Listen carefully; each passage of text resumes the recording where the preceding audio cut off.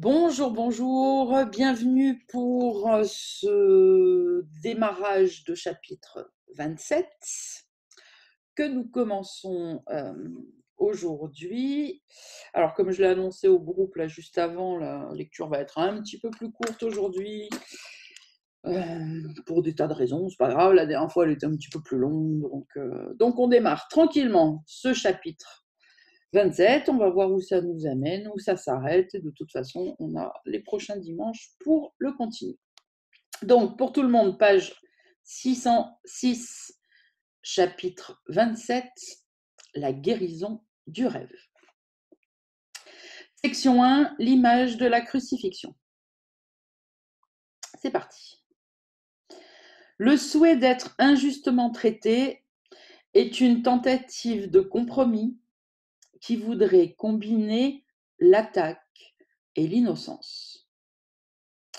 Qui peut combiner l'entièrement incompatible et faire une unité de ce qui ne peut jamais se joindre? Marche dans la voie de la douceur et tu ne craindras ni mal ni ombre dans la nuit.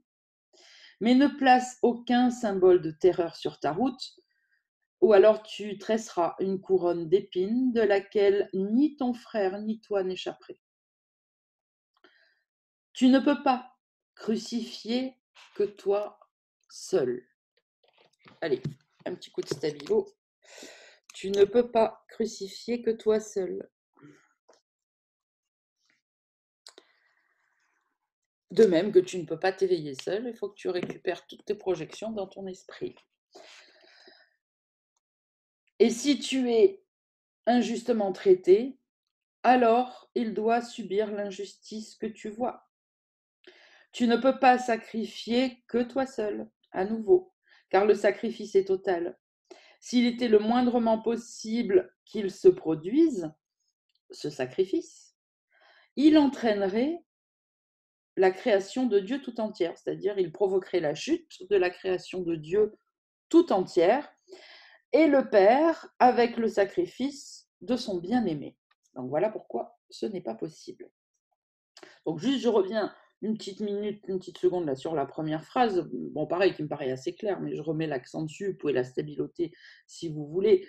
Le souhait d'être injustement traité, et c'est bien un souhait, c'est ce qu'on essaye de faire tout le temps, hein, tant qu'on n'est pas conscient, qu'on oublie de pardonner, etc. C'est-à-dire de croire que le monde m'a fait quelque chose, que l'autre m'a fait quelque chose, et que c'est pas juste, parce que moi j'ai rien fait, je comprends pas pourquoi ces choses-là arrivent. Le souhait d'être injustement traité en réalité, est un mécanisme qui est une tentative de compromis, qui voudrait combiner l'attaque et l'innocence. C'est-à-dire que tu veux être innocent, mais que quelqu'un d'autre soit coupable. Voilà, et donc de combiner les deux, comme il n'y a que toi partout, tu ne peux pas être innocent et coupable. C'est soit tu es innocent, soit tu es coupable. Ok? Allez, on continue, paragraphe 2. Dans ta délivrance du sacrifice, la sienne est rendue manifeste de délivrance et montrée comme étant la sienne. Mais chaque douleur que tu ressens, tu la vois comme une preuve qu'il est coupable d'attaque. On parle de notre frère là. Hein. Dans ta délivrance du sacrifice, la sienne est rendue manifeste et montrée comme étant la sienne. Mais chaque douleur que tu ressens, tu la vois comme une preuve qu'il est coupable. Ainsi, tu voudrais faire de toi le signe qu'il a perdu son innocence et qu'il a seulement besoin de te regarder pour se rendre compte qu'il a été condamné. Et ce qui était injuste envers toi, à lui viendra de bon droit. L'injuste vengeance dont tu souffres maintenant lui appartient, et quand elle repose sur lui, tu es libéré.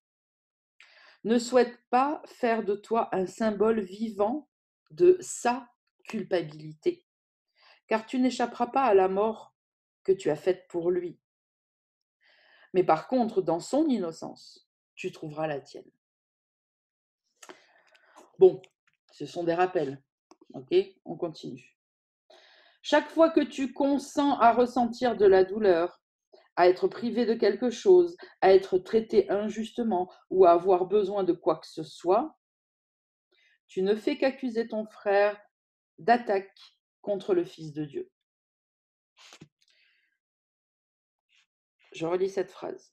Chaque fois que tu consens à ressentir de la douleur comme si elle était réelle, bien sûr, hein. Là, on ne parle pas de la fois où on laisse l'inconscient remonter pour en prendre conscience, pour reprendre responsabilité et pour le pardonner dans la foulée, hein. Là, il s'agit de, à chaque fois que tu décides de dire « Oh, mais tu m'as fait mal, tu ne te rends pas compte de ce que tu m'as dit », ça me rappelle quelqu'un, je suis en train d'imiter en même temps, et je lui ai pardonné, et c'est horrible, mais si tu m'avais pas dit ça, je serais heureuse, mais là, maintenant, je suis malheureuse. Voilà. Chaque fois donc que tu consens à ressentir cette douleur, donc à être privé de quelque chose, d'affection, d'amour, de compréhension, par exemple, entre autres, que tu consens à être traité injustement ou avoir besoin de quoi que ce soit, tu ne fais qu'accuser ton frère d'attaque contre le Fils de Dieu. C'est ce qu'on appelle, c'est ce que l'on a vu tout à l'heure d'ailleurs avec Poupette, qui était revenue, c'est que, vous savez, c'est ça, un des 10 commandements qui dit: «Tu ne porteras pas de faux témoignages contre ton frère». Ah, c'est pas ce qu'on croit, hein. C'est pas de dire qu'il a fait quelque chose dans l'illusion qu'il n'aurait pas fait dans l'illusion, non. C'est tu es en train de dire qu'il n'est pas le Fils de Dieu. Ne porte pas un faux témoignage contre ton frère. Ton frère est le Christ, il est le Fils de Dieu. Arrête de dire que c'est un gros connard dans le rêve qui te fait ceci ou qui te fait cela, par exemple. Parce que c'est ça un faux témoignage. Ok? On continue.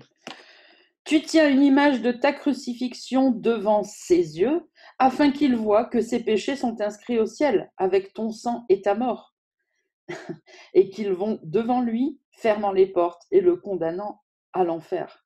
Et on peut regarder que souvent c'est ça qu'on veut. Quand on est en dépression, quand on dit à l'autre, tu m'as fait ça, voilà, c'est regarde ce que tu m'as fait, méchant. C'est vraiment ça. Tu tiens une image de ta crucifixion devant ses yeux. Il y a des fois, pour avoir raison, on serait prêt à mourir, à se suicider pour prouver à tout le monde qu'ils étaient méchants et qu'ils nous ont fait ça. C'est exactement ce passage, c'est ce qu'il explique. Ok, tu tiens une image de ta crucifixion devant les yeux de ton frère afin qu'il voie que ses péchés sont réels, qui sont inscrits au ciel et qu'il va aller en enfer. Parce que c'est ça en fait. Hein, avec ton sang et ta mort, et qu'ils vont ses péchés devant lui, lui fermant les portes et le condamnant à l'enfer.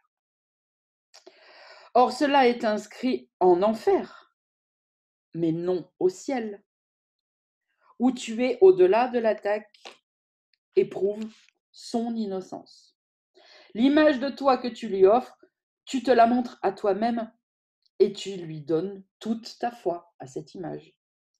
Le Saint-Esprit t'offre, pour que tu la lui donnes, une image de toi dans laquelle il n'y a pas de douleur et pas du tout de reproche. Et ce qui était martyrisé par sa culpabilité devient le parfait témoin de son innocence. Le pouvoir du témoignage est au-delà de la croyance parce qu'il apporte la conviction dans son sillage. Le témoin est cru parce qu'il indique au-delà de lui-même ce qu'il représente. Un toi malade et souffrant ne représente que la culpabilité de ton frère, le témoin que tu envoies pour qu'il n'oublie pas les blessures qu'il a données, desquelles tu jures qu'il n'échappera jamais. Cette image malade et pitoyable, tu l'acceptes si seulement elle peut servir à le punir. Les malades sont sans pitié envers chacun et par contagion, ils cherchent à tuer. La mort semble être un prix facile s'ils peuvent dire « Regarde-moi, frère, par ta main, je meurs ».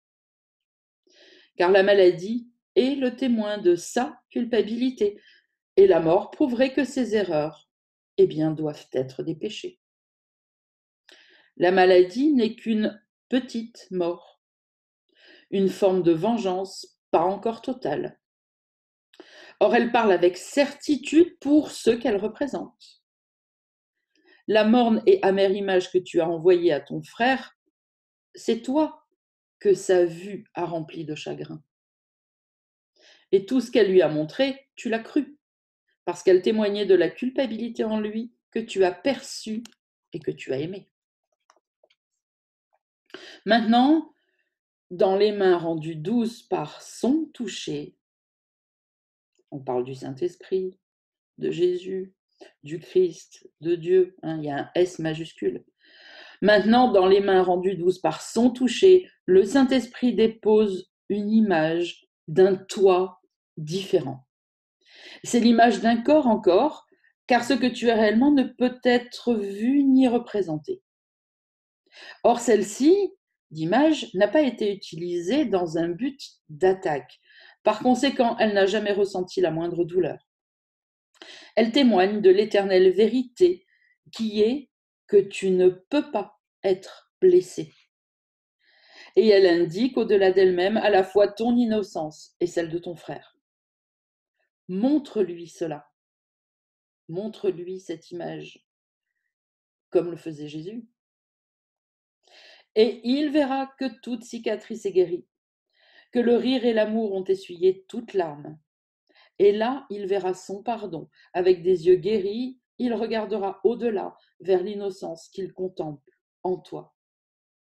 Là est la preuve qu'il n'a jamais péché, que rien de ce que sa folie lui enjoignait de faire n'a jamais été fait, ni jamais eu d'effet d'aucune sorte. Qu'aucun reproche qu'il a fait peser sur son cœur n'a jamais été justifié et qu'aucune attaque ne peut jamais le toucher du dard empoisonné et implacable de la peur. Atteste son innocence et non sa culpabilité. Ta guérison est son réconfort et sa santé parce qu'elle prouve que les illusions ne sont pas vraies. Donc ta guérison est son réconfort et sa santé, ainsi que sa santé. Pourquoi ?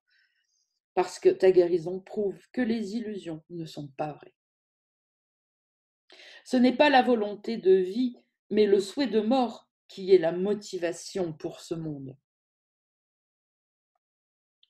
Son seul but est de prouver que la culpabilité est réelle. Il n'est pas une pensée, pas un acte, pas un sentiment en ce monde qui ait d'autre motivation que celle-là.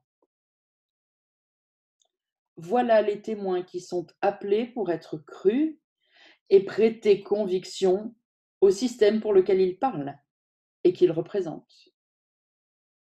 Chacun a de nombreuses voix qui parlent à ton frère et à toi en des langues différentes. Et pourtant, le message est le même pour les deux. La parure du corps cherche à montrer comme sont beaux les témoins de la culpabilité.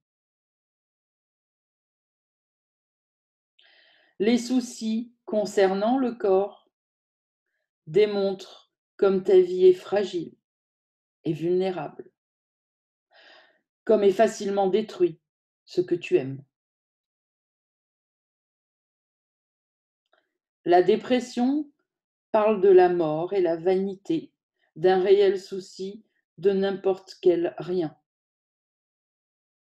Le plus solide témoignage de futilité qui renforce tous les autres et les aide à peindre une image dans laquelle le péché est justifié, c'est la maladie, sous quelque forme qu'elle prenne.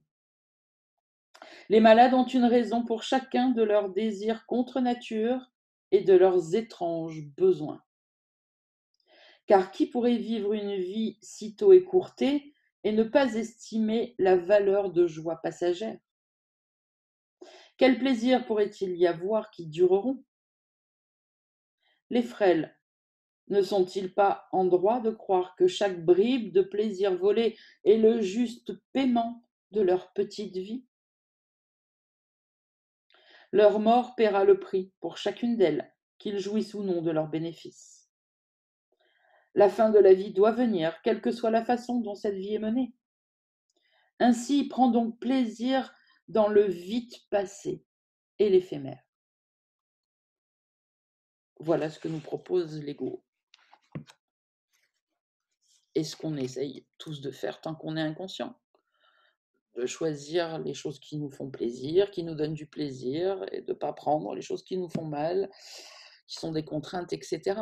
En fait, parce que quand tu crois tellement que tu es le corps, que cette vie est seulement ta vie, etc., ben voilà. T'essayes de contrebalancer. Déjà, tu es en enfer, au moins si tu pouvais quand même manger de temps en temps un truc bon, partir de temps en temps voyager avec des potes sympas, Et un mari aimant, ce serait bien quand même. Au moins ça, un minimum. Je ne demande pas grand-chose. Allez, on continue. Ce ne sont pas des péchés, mais des témoins de l'étrange croyance que le péché et la mort sont réels, et que l'innocence et le péché arriveront pareillement à leur terme dans la tombe. Si cela était vrai, il y aurait lieu de continuer à te contenter, de chercher des joies passagères et de chérir des petits plaisirs où tu le peux. Or, dans cette image, le corps n'est pas perçu comme étant neutre et sans un but qui lui soit inhérent, car il devient le symbole du reproche, le signe d'une culpabilité dont les conséquences peuvent encore être vues, de sorte que la cause, eh bien, ne peut jamais être niée. Ta fonction est de montrer à ton frère que le péché ne peut pas avoir de cause. Allez, petit coup de stabilo sur celle-là. Ta fonction est de montrer à ton frère que le péché ne peut pas avoir de cause. Et c'est la magnifique leçon que nous a démontré Jésus durant toute sa vie. Comme ce doit être futile de te voir toi-même comme une image de la preuve que c'est ta fonction, que ce qu'est ta fonction, ne peut jamais être. Comme ce doit être futile de te voir toi-même comme une image de la preuve que ce qu'est ta fonction ne peut jamais être. L'image du Saint-Esprit ne change pas les corps en quelque chose qu'il n'est pas. Cette image ne fait que lui enlever tous les signes d'accusation et de blâme. Représenté sans but, il est vu, ce corps, comme n'étant ni malade, ni bien portant, ni mauvais, ni bon. Aucune raison n'est offerte pour qu'il soit jugé de quelque façon que ce soit. Ni bien, ni mauvais. Ni « Oh, je suis en santé, c'est bien. Oh, je suis malade, c'est pas bien. » C'est de ça dont il est question. Ok ? Aucune raison n'est offerte avec l'image du Saint-Esprit pour que le corps soit jugé de quelque façon que ce soit. Le corps n'a pas de vie. Il n'a pas de vie. Mais il n'est pas mort non plus. C'est neutre. C'est une coquille vide. C'est une illusion qui est une coquille vide. Il se tient à part de toute expérience d'amour ou expérience de peur. Car maintenant, il ne témoigne encore de rien, son but étant ouvert, et l'esprit est rendu libre à nouveau de choisir à quoi il sert. Maintenant, il n'est pas condamné, mais il attend qu'un but lui soit donné, afin de remplir la fonction qu'il recevra. En cet espace vide, d'où le but de péché a été enlevé, tu es libre de te souvenir du ciel. Ici, sa paix peut venir et la parfaite guérison prendre la place de la mort. Le corps peut devenir un signe de vie, une promesse de rédemption et un souffle d'immortalité pour ceux qui en ont assez de respirer l'odeur fétide de la mort. Qu'il ait la guérison pour but. Alors, il enverra le message qu'il a reçu et, par sa santé et sa beauté, il proclamera la vérité et la valeur qu'il représente. Qu'il reçoive le pouvoir de représenter une vie sans fin, à jamais inattaquée. Et qu'à ton frère, son message soit « Regarde-moi, frère, par ta main, je vis. » La simple façon de laisser cela s'accomplir est simplement ceci. Que le corps n'ait pas de but qui vienne du passé, quand tu étais sûr de connaître que son but était de favoriser la culpabilité. Car celui-ci maintient avec insistance que ton image infirme est un signe durable de ce qu'elle représente. Cela ne laisse aucun espace dans lequel une vue différente, un autre but, puisse lui être donné. Tu ne connais pas son but. Tu n'as fait que donner des illusions de but à une chose que tu as faite pour te cacher à toi-même ta fonction. Cette chose sans but ne peut pas cacher la fonction que le Saint-Esprit a donnée. Laisse donc son but et ta fonction être enfin réconciliés et vus comme ne faisant qu'un.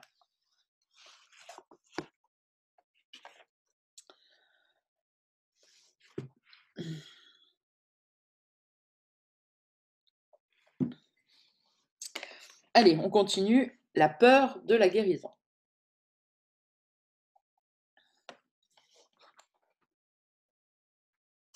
La guérison est-elle effrayante? Pour beaucoup, oui. Car l'accusation fait barrage à l'amour, et les corps abîmés sont des accusateurs. Ils bloquent fermement le chemin de la confiance et de la paix, proclamant que les frêles ne peuvent avoir confiance et que les abîmés n'ont pas de motif de paix. Qui a été blessé par son frère et pourrait encore l'aimer et lui faire confiance? Il a attaqué et il attaquera encore. Ne le protège pas, parce que ton corps abîmé montre que tu dois être protégé de lui. Pardonner peut être un acte de charité, mais ce n'est pas son dû. Il peut être pris en pitié pour sa culpabilité, mais pas exonéré. Et si tu lui pardonnes ses offenses, alors tu ne fais qu'ajouter à toute la culpabilité qu'il a réellement méritée. Les non-guéris ne peuvent pas pardonner, car ils sont les témoins de ce que le pardon est injuste. Ils voudraient conserver les conséquences de la culpabilité sur laquelle ils passent, ou ils essayent de passer en formulant un pardon. Or, nul ne peut pardonner un péché qu'il croit réel. Allez, celle-là aussi en jaune.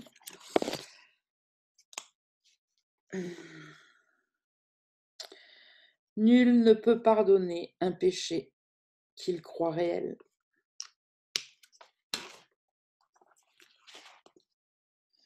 Et ce qui a des conséquences doit être réel, parce que ce qu'il a fait peut être vu. Le pardon n'est pas la pitié, qui ne cherche qu'à pardonner ce qu'elle pense être la vérité. Le bien ne peut être rendu pour le mal, car le pardon ne commence pas par établir le péché pour ensuite le pardonner. Qui peut dire en le pensant vraiment, mon frère, tu m'as blessé, et pourtant, parce que je suis le meilleur des deux, je te pardonne ma blessure.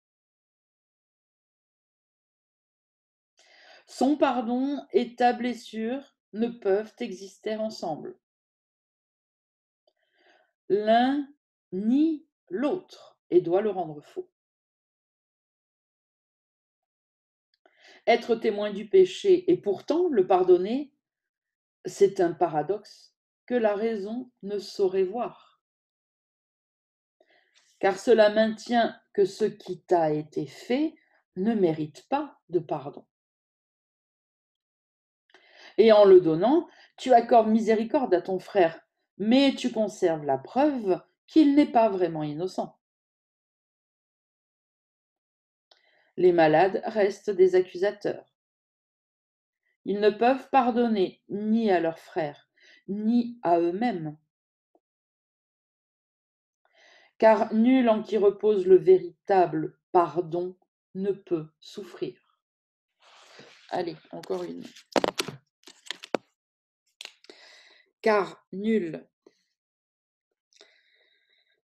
en qui repose le véritable pardon ne peut souffrir. Donc ça continue notre conversation de dimanche dernier.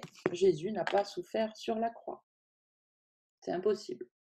Un esprit guéri, un esprit innocent, donc qui a pardonné, ne peut pas souffrir. Voilà, il nous aura fait une petite piqûre de rappel, la mine de rien, entre deux explications. Car nul en qui repose le véritable pardon dans son esprit ne peut souffrir. Il ne tient pas la preuve du péché sous les yeux de son frère. Ainsi, il doit avoir passé par-dessus et l'avoir ôté des siens. Dieu. Le pardon ne peut pas être pour l'un et non pour l'autre. Qui pardonne est guéri. Et dans sa guérison réside la preuve qu'il a véritablement pardonné et qu'il ne conserve aucune trace de condamnation qu'il voudrait encore se reprocher à lui-même ou à toute chose vivante. Le pardon n'est pas réel à moins qu'il apporte une guérison à ton frère et à toi. Tu dois attester que ces péchés n'ont pas d'effet sur toi pour démontrer qu'ils ne sont pas réels. Autrement, comment pourrait-il être sans péché? Et comment son innocence pourrait-elle être justifiée, à moins que ses péchés n'aient pas d'effet qui légitime la culpabilité? Les péchés sont au-delà du pardon justement parce qu'ils entraîneraient des effets qui ne peuvent être entièrement défaits et sur lesquels il n'est pas possible de passer entièrement. Dans leur défaire réside la preuve que ce ne sont que des erreurs. Laisse-toi être guéri afin d'être à même de pardonner, en offrant le salut à ton frère et à toi. Un corps brisé montre que l'esprit n'a pas été guéri. Un miracle de guérison prouve que la séparation est sans effet. Ce que tu voudrais prouver à ton frère, tu le croiras. La puissance du témoignage vient de ta croyance. Et tout ce que tu dis, fais ou penses ne fait que témoigner de ce que tu lui enseignes. Ton corps peut être le moyen d'enseigner qu'il n'a jamais souffert à cause de lui. Et dans sa guérison, il peut offrir à ton frère le témoignage muet de son innocence. C'est ce témoignage qui peut parler avec une puissance plus grande qu'un millier de langues, car là, son pardon lui est prouvé. Un miracle ne peut lui offrir rien de moins qu'il ne t'a donné. Ainsi, ta guérison montre que ton esprit est guéri et qu'il a pardonné ce que ton frère n'a pas fait. Ainsi, il est convaincu que son innocence n'a jamais été perdue et il est guéri avec toi. Ainsi, le miracle défait toutes les choses dont le monde atteste qu'elles ne peuvent jamais être défaites. Et le désespoir et la mort doivent disparaître devant l'ancien clairon sonnant l'appel de la vie. La puissance de cet appel est bien au-delà du faible et misérable cri de la mort de la culpabilité. L'appel ancien du Père à son Fils et du Fils au sien sera la dernière trompette que le monde entendra jamais. Frère, il n'y a pas de mort. Et cela, tu l'apprends lorsque tu souhaites seulement montrer à ton frère que tu n'as aucune blessure de lui. Il pense que ton sang est sur ses mains, ainsi il se tient pour condamner. Or, il t'est donné de lui montrer, par ta guérison, que sa culpabilité n'est que le tissu d'un rêve insensé. Comme les miracles sont justes, car ils accordent un don égal de pleine délivrance de la culpabilité à ton frère et à toi. Ta guérison lui épargne de la douleur aussi bien qu'à toi, et tu es guéri parce que tu lui as souhaité du bien. Telle est la loi à laquelle obéit le miracle, que la guérison ne voit pas de particularité du tout. Elle ne vient pas de la pitié, mais de l'amour. Et l'amour prouverait que toute souffrance n'est qu'une vaine imagination, un souhait sot et sans effet. Ta santé est un résultat de ton désir de voir ton frère sans tache de sang sur ses mains et sans culpabilité sur son cœur, rendu lourd de la preuve du péché. Et ce que tu souhaites t'est donné à voir. Le coût de ta sérénité, c'est la sienne de sérénité. Voilà le prix que le Saint-Esprit et le monde interprètent différemment.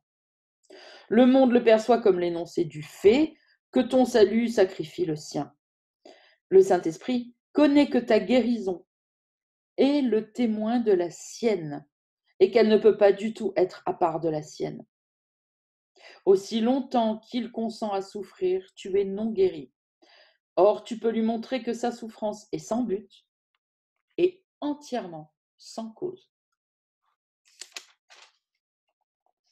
Montre-lui ta guérison et il ne consentira plus à souffrir.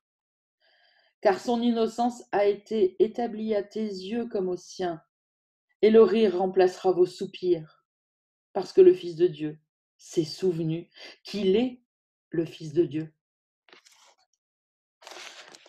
Je vais allumer cette lampe que j'ai oublié d'allumer. Ah voilà, c'est mieux. Qui donc a peur de la guérison? Seulement ceux pour qui le sacrifice et la douleur de leurs frères représentent leur propre sérénité. Leur impuissance et leur faiblesse représentent leur motif pour justifier sa souffrance. La constante brûlure de la culpabilité dont ils souffrent sert à prouver qu'il est esclave alors qu'ils sont libres. Leur constante souffrance démontre qu'ils sont libres parce qu'ils le tiennent lié. Et la maladie est désirée pour prévenir un changement dans l'équilibre des sacrifices. Comment le Saint-Esprit pourrait-il s'arrêter un instant, même moins, pour considérer un tel argument en faveur de la maladie?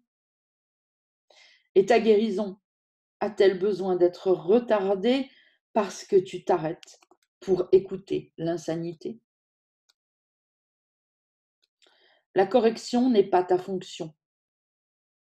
Elle appartient à celui qui connaît ce qu'est la justice et non la culpabilité.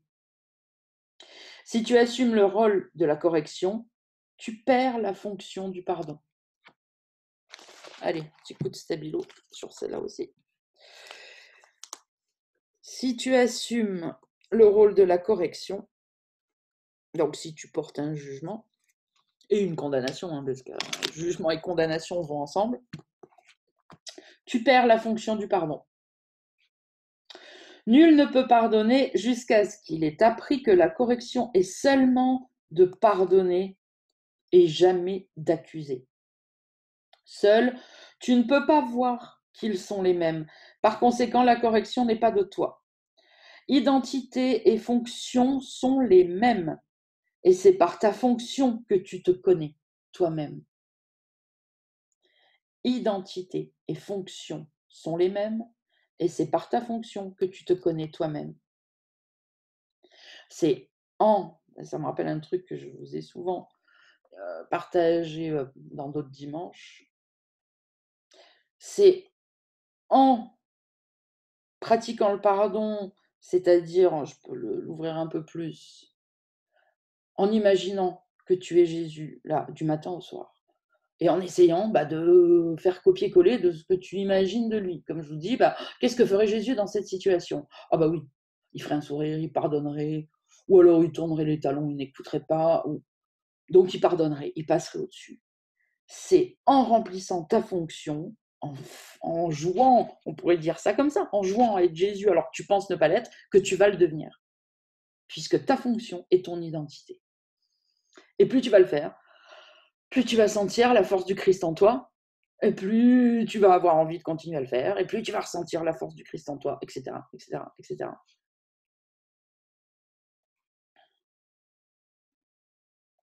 Identité et fonction sont les mêmes, et c'est par ta fonction que tu te connais toi-même.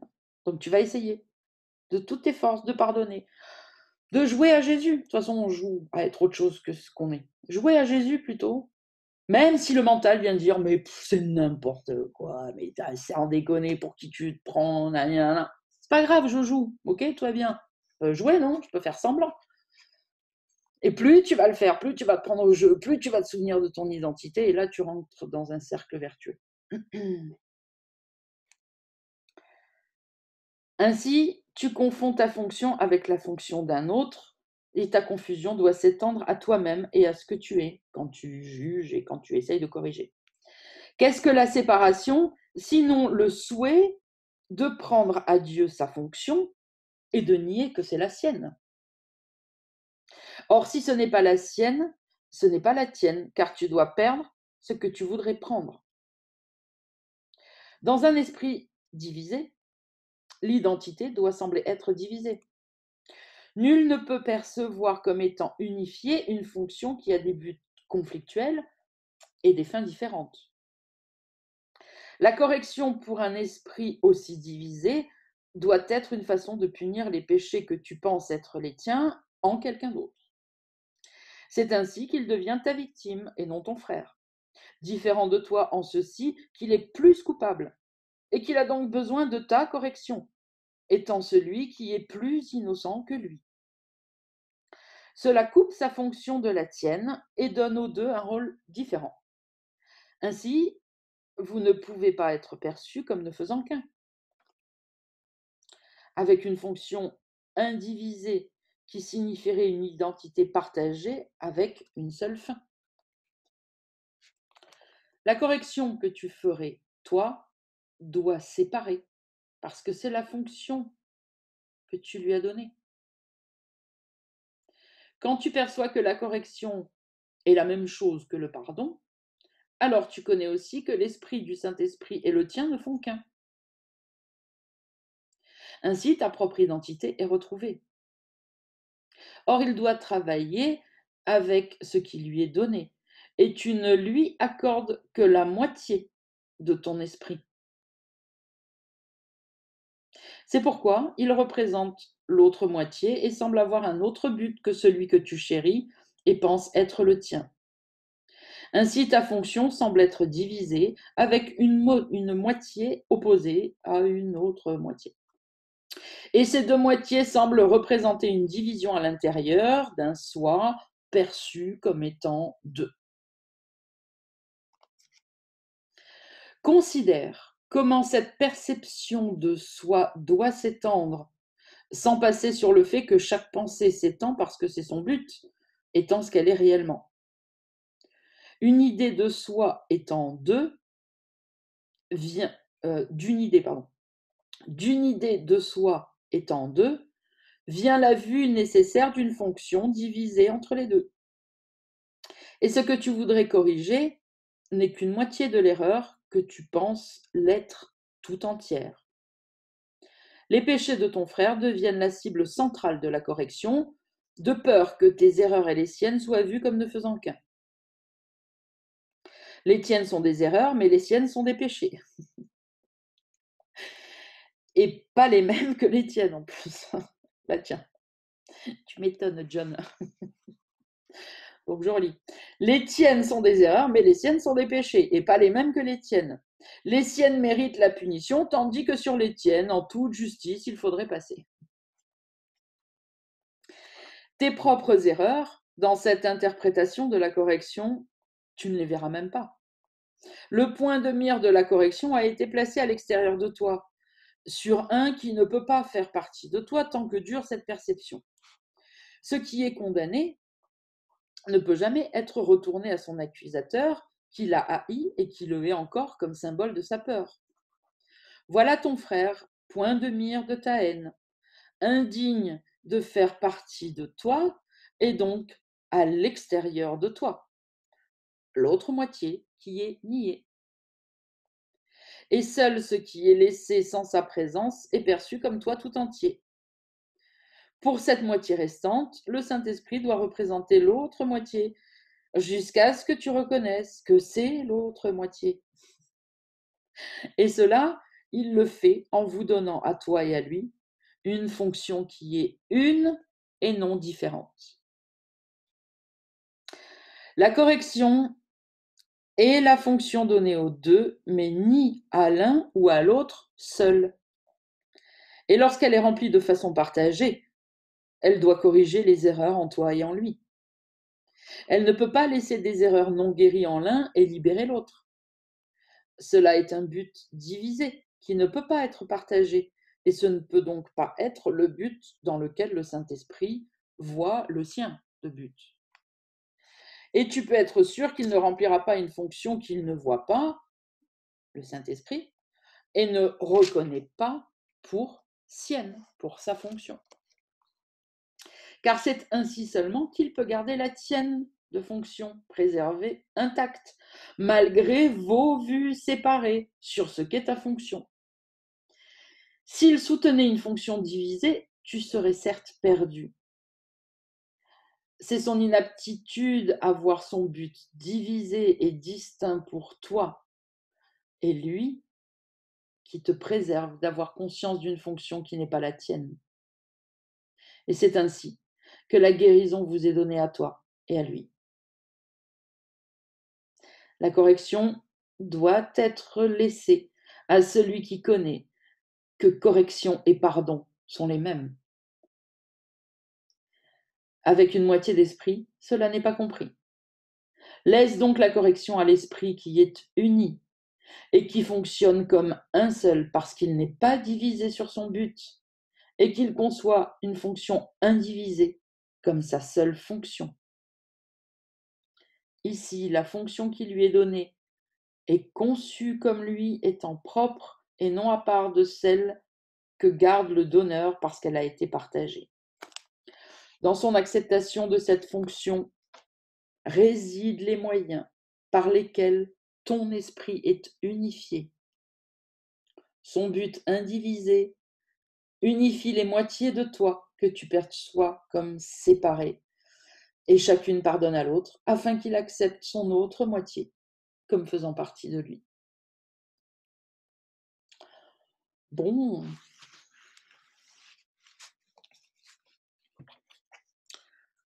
Des questions?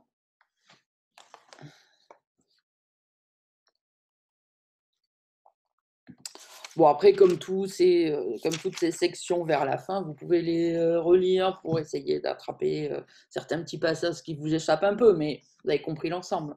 Voilà. Allez, on lit la suivante. Section 3, au-delà de tous les symboles. Le pouvoir ne peut pas s'opposer, car l'opposition affaiblirait, et un pouvoir affaibli est une idée contradictoire.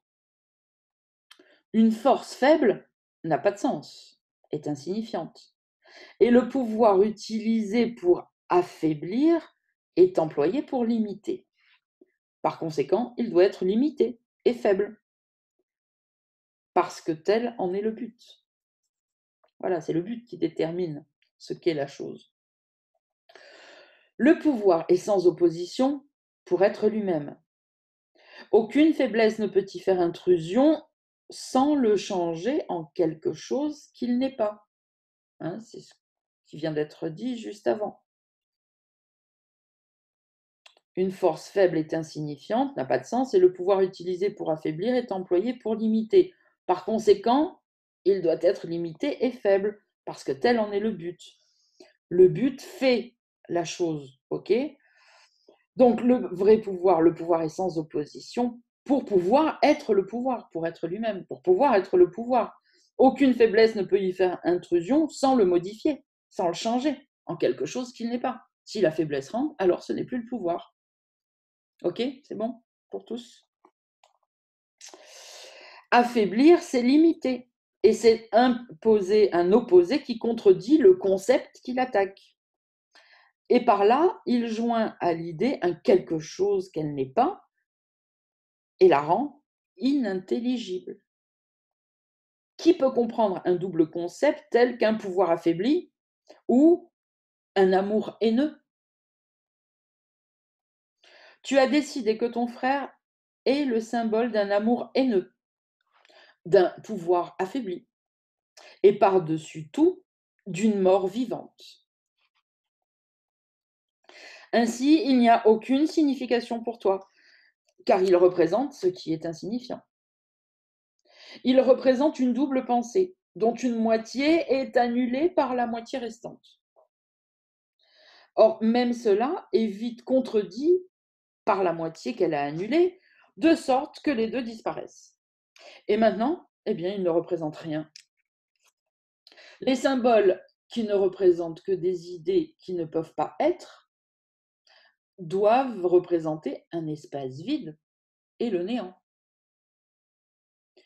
Or, le néant et l'espace vide ne peuvent pas être une interférence. Ce qui peut interférer avec la conscience de la réalité, c'est la croyance qu'il y a quelque chose là. C'est bon pour tout le monde? Si vous avez une question, allez-y, hein.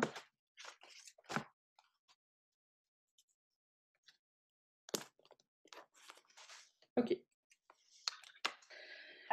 Attends. Ah, Moi, je comprends pas. Or, le néant et l'espace vide ne peuvent pas être une interférence. bon, ça tu comprends ou pas? Non, Alors, je qu'est-ce que comprends pas. non, mais ça va, Euh, j'ai ce compris. qui, ce Christine, c'est qui bon, peut, j'ai compris, ça fait 4 fois que tu dis que je comprends pas. C'est bon, ça va, j'ai compris, panique pas, tout va bien. ok. Ah, attends, pardon, j'ai mis les lunettes, je vois rien. Le néant, tu sais ce que c'est? Oui, Le néant et l'espace vide, donc, ne sont rien. Un néant, c'est il y a oui. rien et un espace vide, bah, c'est vide. Hum. Hein, là, autour de moi, il y a un espace vide. Donc ça ne peut pas être une interférence, Bah oui, exact. tu vois? Puisqu'il n'y a Ok, rien. Une interférence, ok. ce serait mon marque-page. Lui, il est seul, Oui. tu vois? Lui, il pourrait interférer, mais rien ne peut pas interférer, c'est vide. OK? Mhm. Ok, Donc, c'est pour ça qu'après, il nous dit, ce qui peut interférer avec la conscience de la réalité, avec ta conscience de la réalité, donc ne peut pas être l'espace vide, donc c'est forcément autre chose, et c'est quoi? Eh bien, c'est ta croyance qu'il y a quelque chose là où il n'y a rien. ok. C'est bon? Oui, tout à fait. Allez, Merci. je t'en prie, on continue. L'image donc de ton frère que tu vois ne signifie rien. Il n'y a rien à attaquer ou à nier, rien à aimer ou à haïr, rien à doter d'un pouvoir ou à voir comme faible. L'image a été entièrement annulée, puisqu'elle symbolisait une contradiction qui a annulé la pensée qu'elle représentait. C'est ce qui a été expliqué au début. OK? Et ainsi, bah, l'image n'a pas de cause du tout. Qui peut percevoir l'effet sans une cause? Et que peut être le sans cause, sinon le néant? L'image de ton frère que tu vois est entièrement absente et n'a jamais été. Laisse donc l'espace vide qu'elle occupe être reconnu pour vacant, c'est-à-dire libre, vide, et le temps consacré à la voir perçu comme un temps passé vainement, un temps inoccupé. Bon, je fais une petite pause parce que pour essayer de bien vous faire comprendre, parce que je sens le mental derrière qui pédale. Ah, je comprends pas. Là, ce qu'il est en train de nous dire, je me souviens plus où il veut nous amener, hein, je l'ai déjà lu 1000 fois, mais bon, peu importe. Mais revenons au pardon, hein, puisqu'on parle de ça, que c'est la seule chose qui nous intéresse.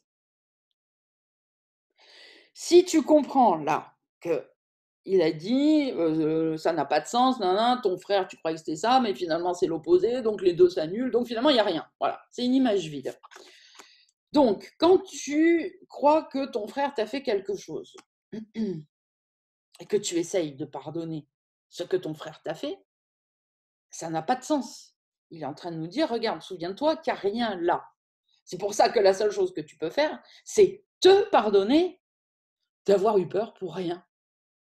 Parce que ça, c'est réel, enfin, palpable plutôt que réel, c'est pas réel. La peur que tu ressens, ou la tristesse, ou l'attaque, ou l'injustice, ça, tu la ressens. C'est faux, mais enfin, tu le ressens. Mais en tout cas, tu le sens. Donc ça, tu vas pouvoir te pardonner cette émotion, cette expérience, ou cette pensée, peu importe la forme que ça prend, et la donner au Saint-Esprit. C'est toi qui fais erreur, c'est pas rien en face, c'est toi. Donc, à mon avis, je ne sais pas trop où il veut nous ramener, mais ça correspond à ce qu'on a dit tout à l'heure. Donc, tu ne peux pas pardonner à ton frère ce qu'il t'a fait. On vient de t'expliquer qu'il n'y a pas ton frère, qu'il n'y a rien, c'est une image. C'est comme si je voulais, c'est une image, c'est comme si je voulais pardonner, tiens, la femme là, vous la voyez, de m'avoir fait quelque chose. Je peux l'imaginer en train de bouger si j'ai pris un petit ecstasy. en train de me pointer du doigt et de me dire toi, t'es méchante. Donc là, la seule chose que je dois pardonner, c'est ce qui surgit en moi, ce que je ressens. Mais là, il n'y a rien. Il n'y a rien. Il n'y a personne. C'est une image au départ. Et même l'image, il a dit, elle s'annule. Elle disparaît. Il n'y a rien. Il y a néant. OK? Donc, je reprends paragraphe 4. Je recommence. Un espace vide. J'en peux plus dire. Depuis 4 jours et ça va encore continuer 3 jours. Un espace vide qui n'est pas vu comme rempli, un intervalle de temps inutilisé qui n'est pas vu comme un temps passé et pleinement occupé, devient une invitation silencieuse faite à la vérité d'entrer et de faire comme chez elle.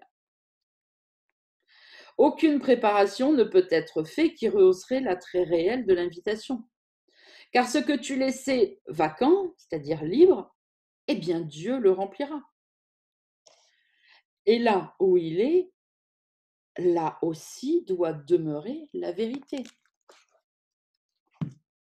D'ailleurs, ça doit vous aider à comprendre ce que je vous ai partagé là, expliqué il y a quelques jours, la semaine dernière, je ne sais plus là. La fameuse vidéo que je vous avais faite à 13h pour vous dire arrête d'essayer d'attraper mentalement les concepts quand tu as compris un bout, n'y touche plus, laisse-le, laisse la place vacante pour que la vérité vienne et qu'elle se révèle à toi. C'est exactement ça. Laisse l'espace vide. C'est bon, tu as attrapé un bout, tu as compris un début, super. N'essaye pas de commencer à le retourner dans tous les sens. Tu le fais descendre de gamme. Ok, tu essayes de prendre la vérité pour l'amener dans l'illusion et tu essayes de la comprendre dans l'illusion. Tu ne pourras jamais comprendre la vérité dans l'illusion. Il va falloir que ça soit toi qui sortes de l'illusion pour connaître la vérité. Donc là, c'est un peu ce qu'il est en train de nous dire. Laisse l'espace vide.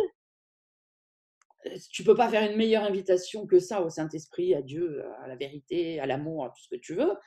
Et regarde ce qu'il nous dit, regardez ce qu'il nous dit, phrase 3, car ce que tu laisses vacant et que tu ne remplis pas de pensées, d'émotions, de merdouilles, de je sais pas quoi, Dieu le remplira. Et là où est Dieu, eh bien là aussi doit se trouver la vérité. Point. Un pouvoir qui n'est pas affaibli, qui n'a pas d'opposé, est exactement ce qu'est la création. Pour cela, il n'y a pas de symbole. Rien n'indique quoi que ce soit au-delà de la vérité, car qu'est-ce qui peut représenter plus que tout? Or, le véritable défaire doit être bon. Ainsi, le premier remplacement de ton image est une autre image d'une autre sorte. De même que le néant ne peut pas être représenté, si je te dis, Christine, bon, du coup, je m'adresse à toi, parce qu'en plus, je t'ai en face.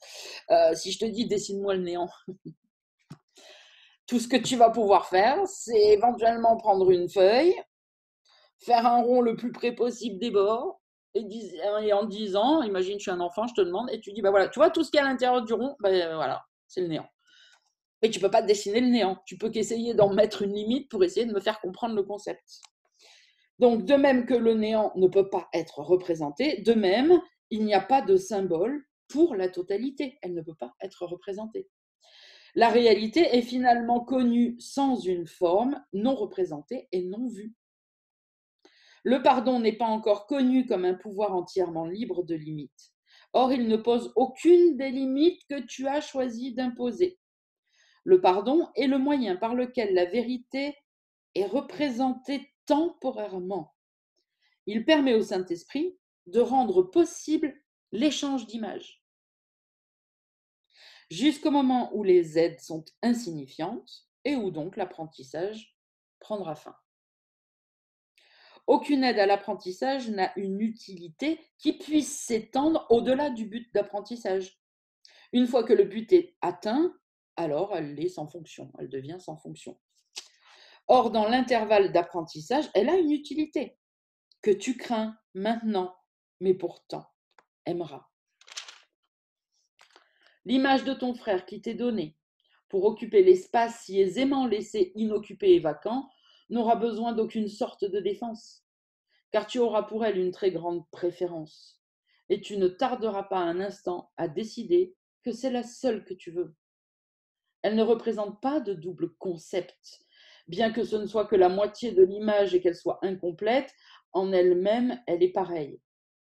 L'autre moitié de ce qu'elle représente reste inconnue, mais n'est pas annulée. Ainsi, Dieu est laissé libre de faire le dernier pas lui-même. Pour cela, tu n'as pas besoin d'image ni d'aide à l'apprentissage. Et ce qui finalement prend la place de toute aide à l'apprentissage est simplement. Le pardon disparaît et les symboles s'effacent. Et rien de ce que les yeux ont jamais vu ou que les oreilles ont jamais entendu ne reste à être perçu. Un pouvoir entièrement illimité, un pouvoir entièrement illimité est venu, non pour détruire, mais pour recevoir les siens. Il n'y a pas de choix de fonction nulle part. Le choix que tu crains de perdre, tu ne l'as jamais eu.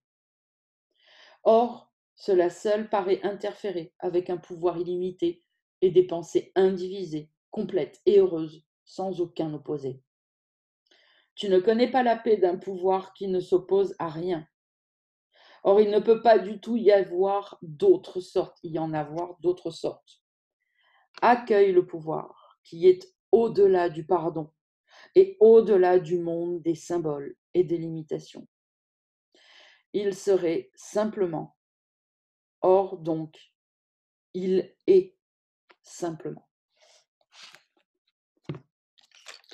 Bon, on s'arrête là pour aujourd'hui et la semaine prochaine, on relira cette section avant d'enchaîner pour peut-être la décortiquer un peu plus, mais en attendant, pour la laisser descendre en vous. Et puis on verra s'il y a des questions, voilà, on y répondra et on se la refera et on verra si on va plus loin. Mais pour aujourd'hui, pour cette semaine, nous nous arrêtons là. Donc, je vous embrasse bien fort. Non, pas dimanche prochain. Dimanche prochain, il y a week-end d'éveil pour ceux qui ont fini le livre d'exercice et on va attaquer le manuel pour enseignants. Donc, je vous dis à dans 15 jours, le dimanche, combien?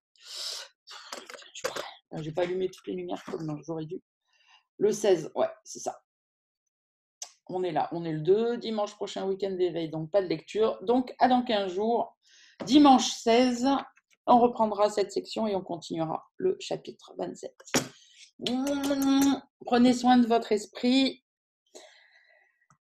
et pardonnez. Voilà. Du matin au soir, ne faites que ça. Pardonnez, pardonnez.